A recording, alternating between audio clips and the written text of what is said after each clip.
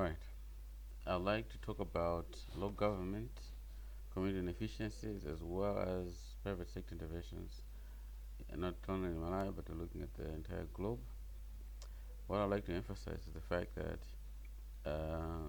you have a lot of communal problems and local government issues, that a lot of stakeholders usually come up with solutions for these particular issues, but one of the most important issues that comes about is the fact that they do not include private sector players in these particular interventions and these particular solutions, or they undermine their particular relevance.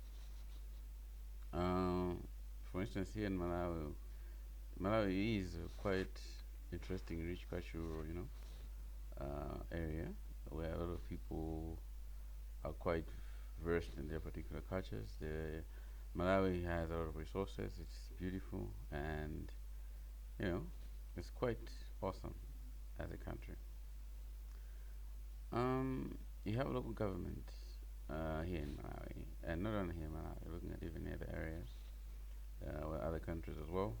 But the problem usually is the fact that these local governments don't have enough resources, and they're not as efficient as private sector players, because private sector players are incentivized by their profit-seeking behavior to become efficient, and it's not a way of life for them. It's actually a do or die thing. They don't want to be efficient, but they have to be efficient. And usually, what happens is, for instance, let's say you're coming up with an irrigation scheme, right? You can capacity that particular irrigation scheme, give the farmers everything that they need. But if the private sector players are not involved, they do not have the incentive to, let's say, bring spare parts for those particular irrigation equipment, or even to sell more of that particular irrigation equipment to the particular communities. You find that within 2 or 3 years, the whole scheme will break down.